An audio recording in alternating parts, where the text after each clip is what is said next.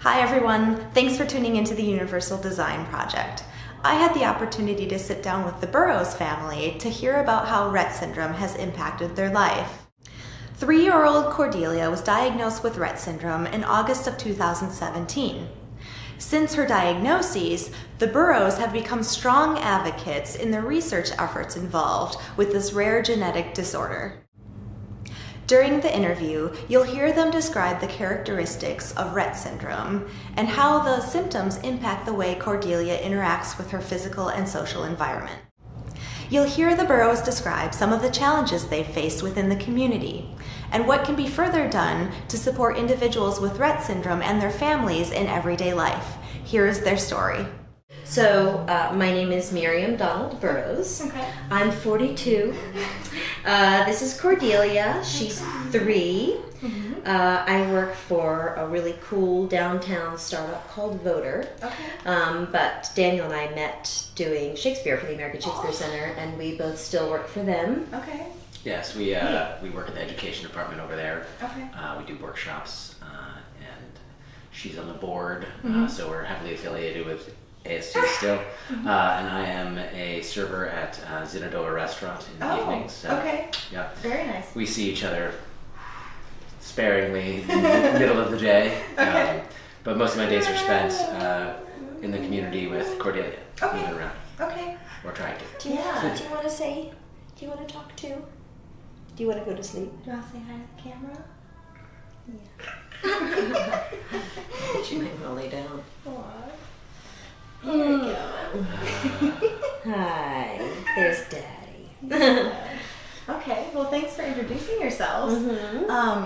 I don't know that I did. My name is Daniel Burrows. My name is Daniel Burrows. I am 41 years old. Okay. Rub it in. So can you tell me some basic details about Cordelia's disability? Well, Cordelia has Rett syndrome. Mm-hmm. She was diagnosed this August, Mm-hmm. and Rett is caused by a mutation in a gene called MECP2, which deprives the body of a certain protein that's needed to sort of tell the other genes what to do.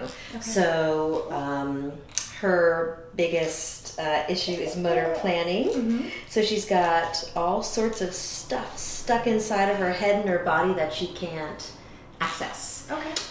Right, it's sort of like her cognitive function is totally and completely normal, but Okay. the parts of the brain aren't talking to each other. So you can see that she wants to be picking something up, but you can see that she can't process it from moment to moment. So Okay. And how to plan how to do how to that. plan how to do that. Okay. Yeah.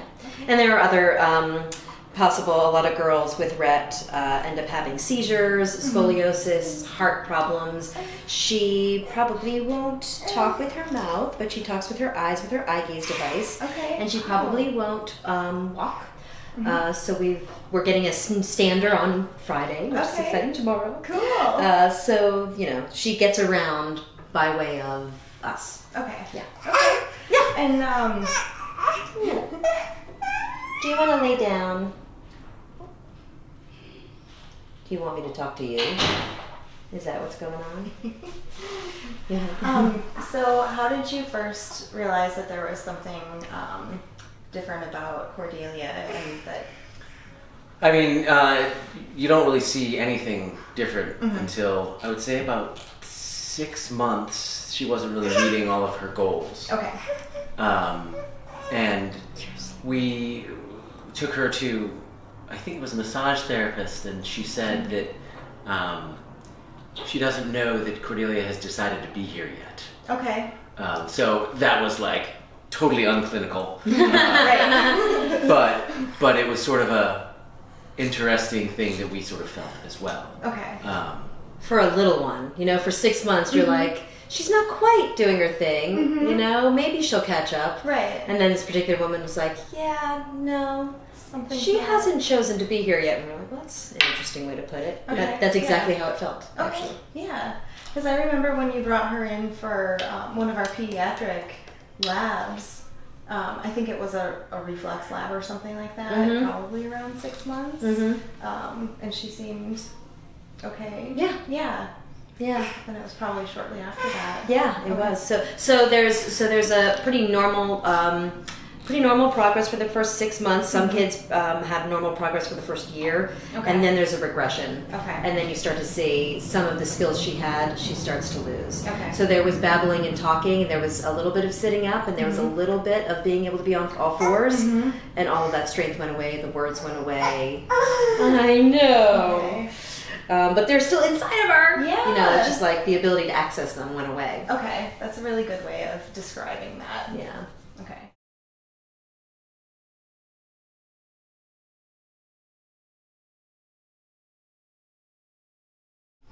Yeah, I read yours. Mine's the same. I mean, because it was sort of a learning curve for us as well. You know, we never thought we would be the parents of a child with a disability. So the once we realized that she was cognitively there, we could recognize the growth. You know what I mean? And I think that as someone who never knew what people were going through like us, like I was always just like, oh, that's so terrible, or that's so sad, or like, oh, that, you know, I would look at people with disabilities and feel like they were distant from me, you know? And I feel like, you know, just knowing that she's a whole, complete, wonderful, lovely person, and that, you know, she's thinking in there. Right. You know? Okay. Yeah. The other thing is that if the question is, you know, how it's sort of impacted our life, you know, what is it, how has it changed us? Because her curiosity is, because her curiosity is kind of trapped, that for her to access information, or for her to explore her world, we have to bring the world to her all of the time, every day, and that is work. You know, that she can't, she's, you know, if she's curious about what something feels like, she's not going to be able to get to it. If she's curious about what something tastes like, or you know, kids are always exploring things with their mouths and falling on things. Absolutely. She's not doing any of those things, so we have to constantly sort of bring new ideas to her, and pictures and vocabulary and textures and sensations, you know, all of those things, and that is. You have to do it every day. You have to do it all the time, every day. Because she can't reach those things herself. That makes sense. Which is why the therapists are so incredibly valuable. You know, we need people to continue to coming in and introducing new things. Right. The therapists are always sort of looking for what will motivate her. Right. And that's what, like, you know, we've had PT is it's very easy to see the progress there. I mean, even though we don't see the progress, we know that, like, she's building bone density. She's you know, getting the stretches. Like that's just like drilling, you know. And it's, you don't really have to think, is she getting it right? And then the speech is very difficult because that's also like the feeding stuff, and like, you know, it's sort of ideas and language. But how do you get language without the motor planning? And so there's been a lot of pictures and a lot of like coaching there. But like the OT stuff, like, I think there's this debate between PT and OT, like whether it's... I don't know, have you heard of it? Oh, maybe just a little bit, yeah. But in Cordelia's situation, I feel like the OT has been extremely important, and because it's not so codified that it's kind of just like throw everything at her and see what sticks, you know. And we've seen huge growth from things that were like, let's try this, let's try this. Why did this make her upset? Why did this make her happy? You know, and that sort of open-ended questioning and creativity has been really great. Yeah, creativity is a huge part of occupational therapy. And you know, people do get OT and PT confused, but the quick and dirty definition that I like to give people is a PT will help you move, but an OT will help you live. So that means you just have to try different ways. And you need both. Yep, you know, I mean, she needs to stay limber and strong so she can continue to gain new skills, right? But she also needs to be touched, you know, and communicated with, and you know, it's all the different music and being able to use her fingers to reach and grab and color. You know, I mean, it's really a combination of those worlds that help you move forward, girl. And another thing is that, like, when we first began this, and you know, in order to keep Medicaid, we had to have a certain amount of hours being used by helpers. Attendance. And Miriam was just like, no, we've got this. We don't need that help. But we were very wrong. You know, the burnout is just, it's a lot, you know, and you know, we didn't train in any of this, and so it was sort of thrust upon us. So yes, obviously we're going to do the work, but to have people come in and see this beautiful girl and like be inspired by her and be like, ooh, I get to use this stuff, is just so much more valuable in a different way. You know, then because we're committed because we have to be, and because we love, and we would do anything. But these people are committed because it's their life's goals. Okay, So it's been a great energy with all these people. Oh my God, that's awesome. Yeah. So she has her therapist, speech, physical therapy, occupational therapy, and then what other kinds of attendance do you have for her? Just our attendants are just PTs and OTs. Okay. We had, through early intervention, we had a developmental therapist, which was a music therapist, but I think that Virginia doesn't recognize music therapy as a valid EI, early intervention therapy to offer.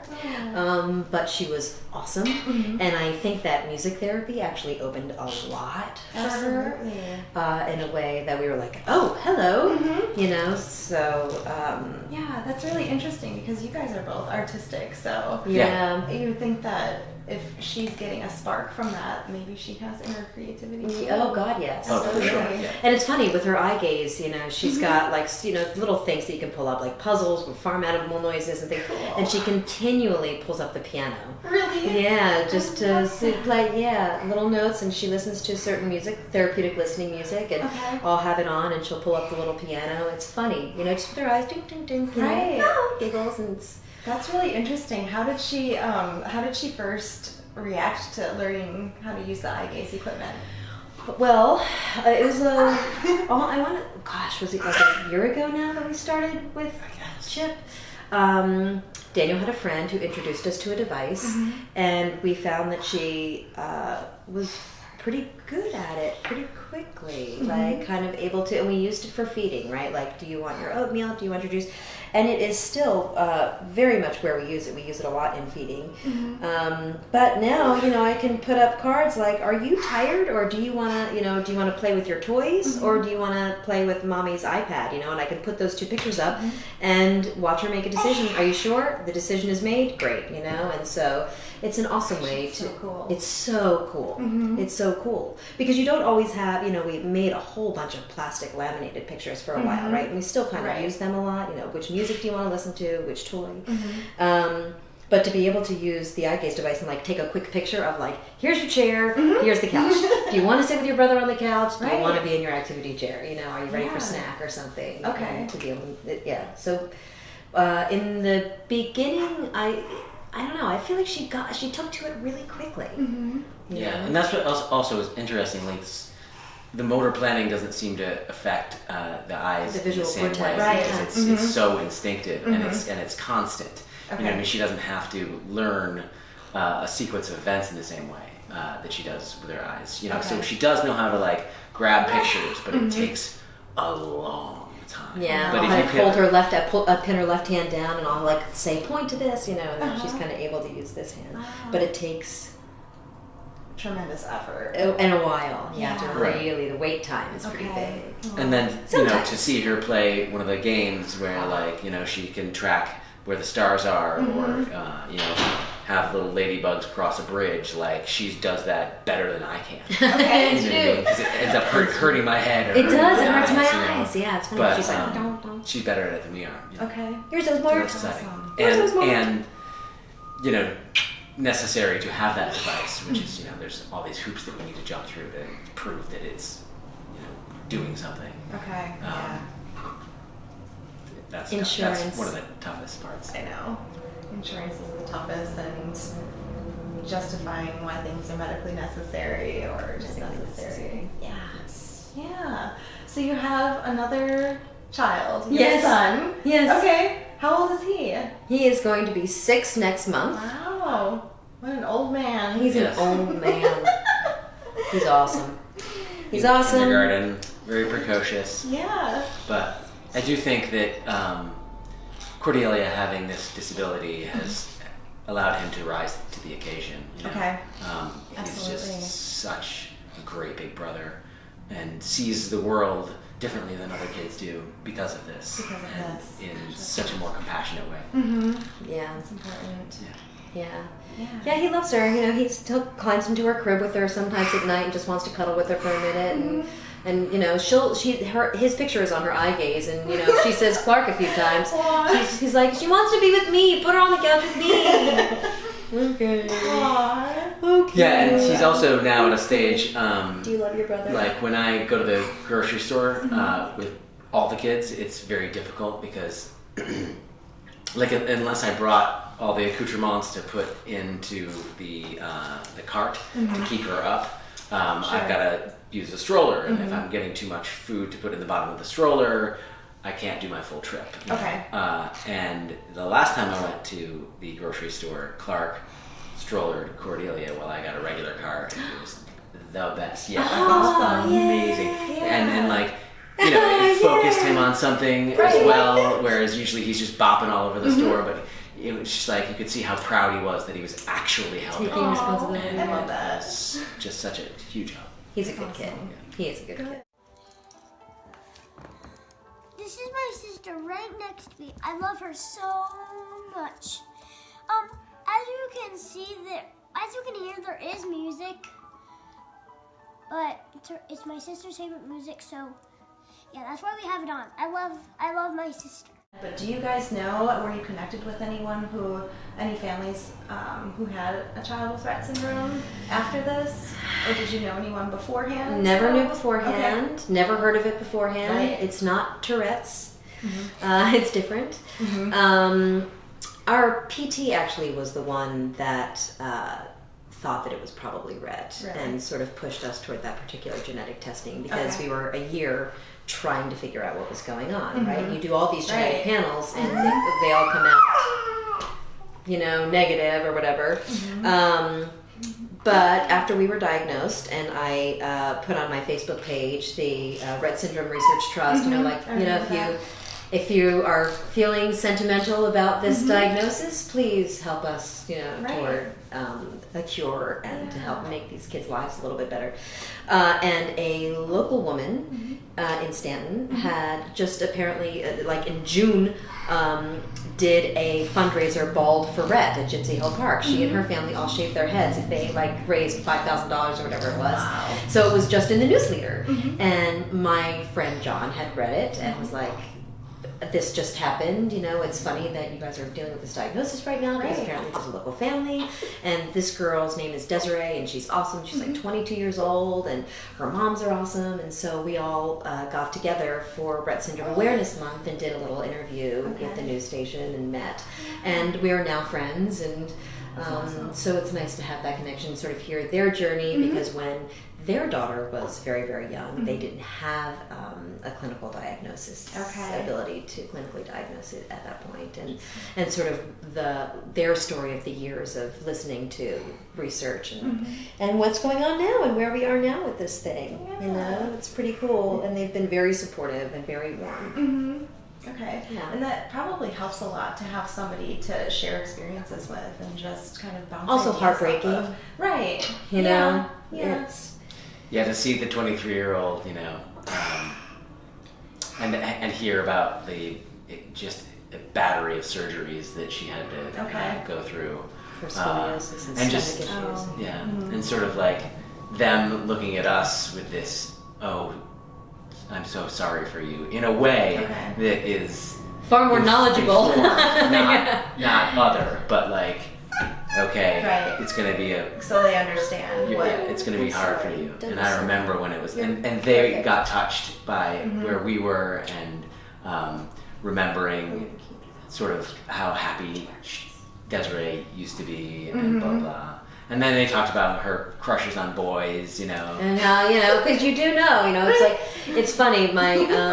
My girlfriend came to stay with us a couple of weeks ago, and she just spent about 40 minutes feeding her, and she was like, oh my gosh, she is in there. It's funny, you don't know that person is in there until you spend a little time, and then they start to react to little things, and you go, oh, you are in there. There is a person in there that's very responsive, and have all sorts of things to say. I've got all sorts of thoughts. Yeah, and that's sort of. But you don't see it until you spend some time looking. Right. It was really instructive for me, and trying to get over barriers of the way that I was raised, and the the otherness of disability,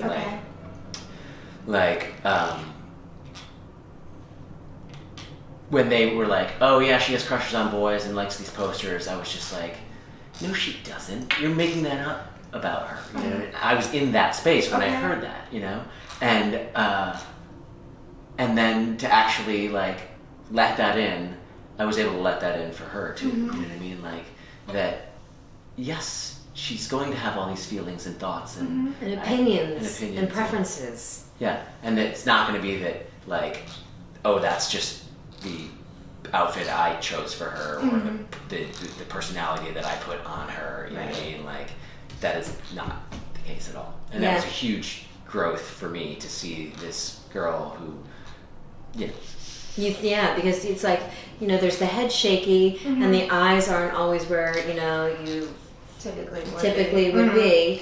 And to offer options and to give it a little bit of wait time and see choices being made. You're like, I'm so sorry I didn't ask you before. Yeah. I'm so sorry I didn't ask you before. Yeah, if I give her a choice, do you want your purple shirt or your pink shirt? She's like, purple. Okay. Yeah, and then the other thing is that Cordelia, you couldn't tell yet. You know what I mean? She's just a beautiful little girl who we could be carrying around. A lot of people are like, oh, how beautiful, how old is she? How old is she? And Right. I'm like 3, they're like, oh. They do the math, but it's not they go into the interaction with this oh, she's a big 18-month-old.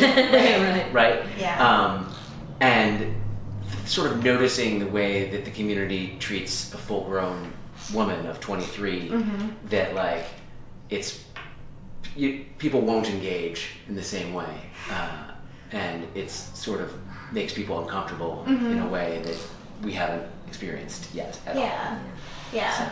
And I think, and we'll probably end up getting to the questions that talk about kind of that concept, but I think it's sometimes people just people are uncomfortable interacting because they don't know how, and there's different expectations from either the person with a disability standpoint and how you should approach them. And I think it's just people just not understanding how to talk to somebody or how to ask questions is what puts up those barriers to interactions. Yeah. Her bedroom is upstairs. Okay. And there's no shower upstairs. It's just a bathtub. And for right now, because Rett girls are usually a little bit smaller, and she was diagnosed failure to thrive, and until we went to the Bronx and went to a Rett clinic and spoke to a specialist, she was like, you want them small, you're going to be carrying them around for a lot longer than you think. We need to put a ramp on the porch. There's several steps to get onto the porch. There's no railing. What Princess Pie?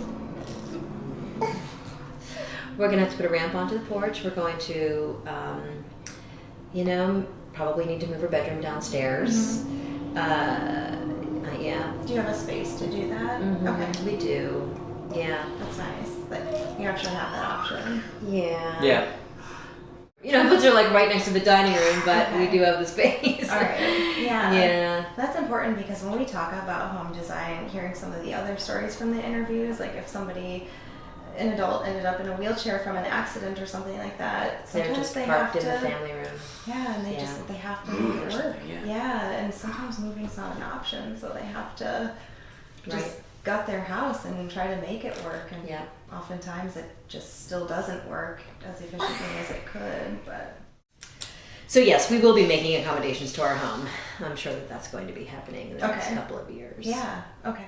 You know, an interesting aspect of this though is my mother keeps saying, "Oh, you should put an elevator in where the stairs are," and I'm like, "Yeah, but you know, in a historic home, you always have to think too about reselling it, about selling that home. And you know, people don't want to buy a home with an elevator in it. They want to buy a home with a nice staircase in it, you know?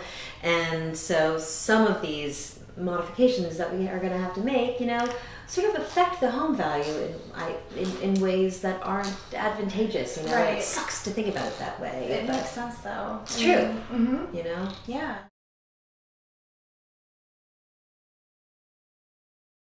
I was reading a little bit about the American Disability Act and historic preservation.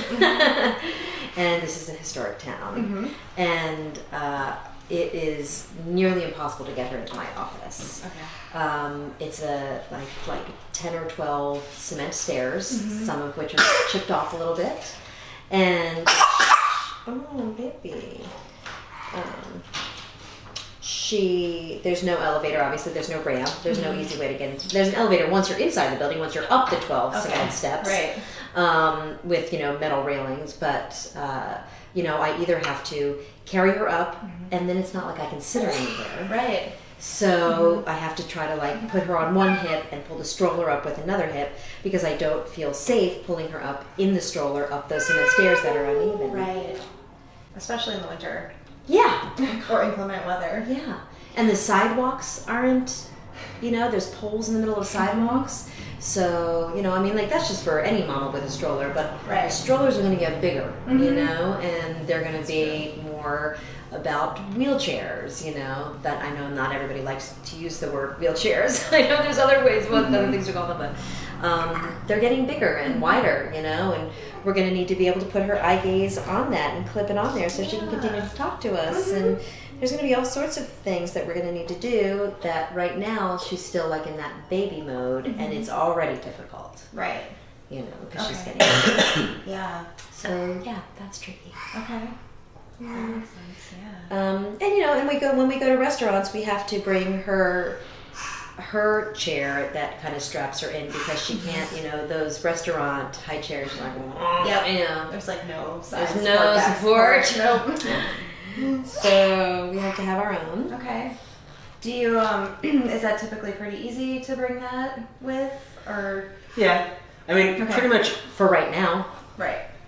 it takes like 10 minutes of prep for every movement. Okay. At least, you know what I mean? Like Yeah. the setup and the breakdown and the, you know, the popping out the door that we could do with Clark doesn't happen, you know? Okay. Yeah. So, yeah, I mean, that's anywhere. Like, you know, just going to the library, and, like the diapers and the, you know, the stroller and the. And to strap her in, because what if you walk in and there's no platform there and you suddenly wheel your child down? You gotta make sure she's strapped in. Right.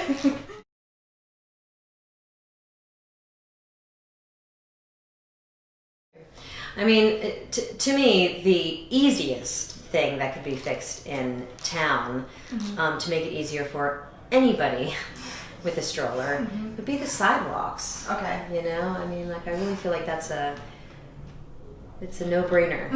Yeah. You know, that we're not the only ones with a stroller or a wheelchair, you know, that trying to navigate around those poles in traffic sucks. Yeah. Yeah. And this community too has a big like blind and deaf population, Yeah. especially for people who are blind using canes. Yeah.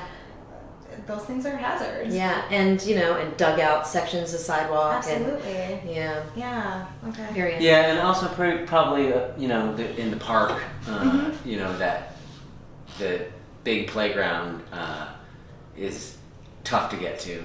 Tough to navigate around. Yeah. Okay. Yeah. So.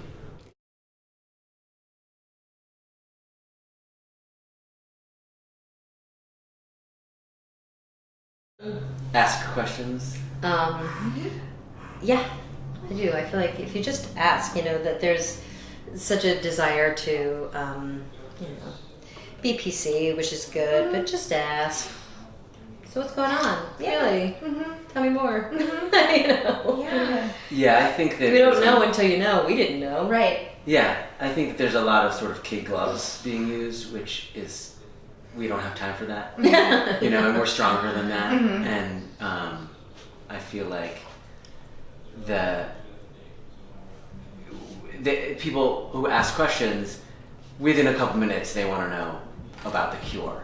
And they don't want to know about the day-to-day as much. You know what I mean? Because there is hope for a cure. For genetic. But the sort of mental gymnastics that we have to do is that we have to not really put much energy into that. Yeah. Also, I would say I don't want anybody to feel bad for us or for her. Oh gosh, I'll pray for you. I'll put you in my prayers. Makes me so angry.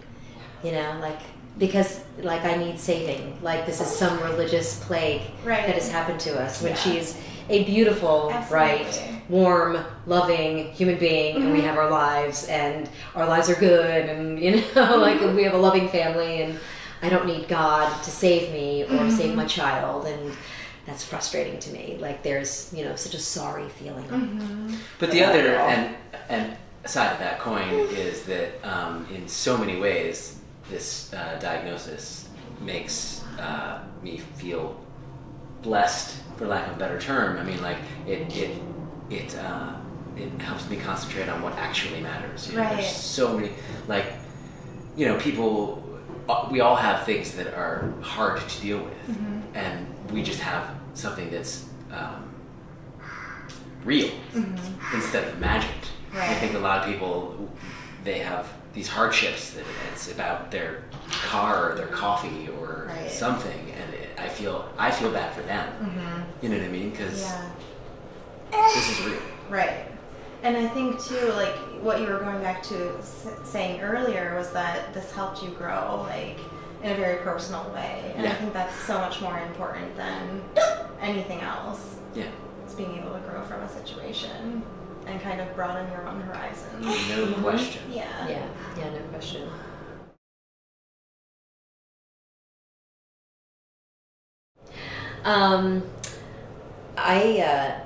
I probably spent the last year thinking that my friends were avoiding me because it was too awkward to talk to us about what was happening. Okay. And that's not true. Okay. That you kind of put yourself in this mindset because you're defensive and protective and trying to figure out, as a mother, I'm trying to figure out how to navigate this whole new landscape myself because, none of this is expected. Right. But what I have learned is that, when something like this happens, you update your friends and you tell them what's going on and you tell them what you need and you tell them, don't leave room for error for yourself or for them, and then that no longer exists. And I think that's a difficult thing to do, and I think that you don't do it once, you have to continue to do it.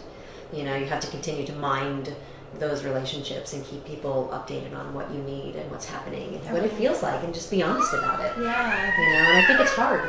I know, I love you too. Yeah, I feel like not only are we now part of another community, so as far as the relationships that we're building, those are so important and so rich, but we've had a lot of these interviews, and so a lot of people in the community see us now and they're like, hey, I want to say, how are you? You know, so it's been really neat to sort of have those acquaintances in the community become more rich. The thing on my end about existing relationships is that I definitely thought that my family would sort of rally around in a way that has not happened in the slightest. Okay. So I was like, so you really do kind of know who your real people are, and some of those people might not be in your family, So some of those people might show up because of this situation. You Yes. know, it's sort of amazing the Yeah. people that have shown up in our lives that I'm like, oh my God, I'm so grateful that you're here. You know, I'm so grateful you're in my life. Absolutely. You were not in my life before this all happened. How awesome for us Yeah. that our community has just gotten so much bigger, you know, and the love has just gotten so much more abundant, you know, in this new world. It's really cool. That's awesome. I love that.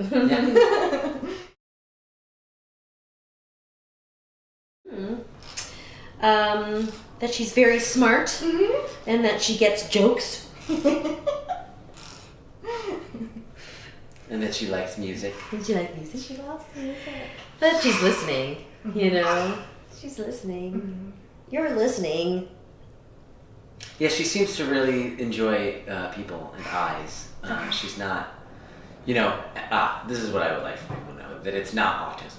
And I think that a lot of it's in the umbrella of autism, and it's just not that at all. It's not. So Okay. Yeah. And she's smart. Yeah. She's very smart. Yeah. We just have to get in there. We just have to find new ways of communicating. It's not that it's not there. We just have to find ways to communicate. You know? That's true. And she gets it. And then she loves it. Thank you, Daniel, Miriam, and Cordelia, for sharing your story and being transparent about the issues you have faced within relationships and within the community. Cordelia is, without a doubt, on the path to success and is fortunate to have such a loving family, supportive therapists, and friends who are committed to helping her grow. One important issue that was brought to light was the way in which this disorder will impact how Cordelia interacts with her environment over time.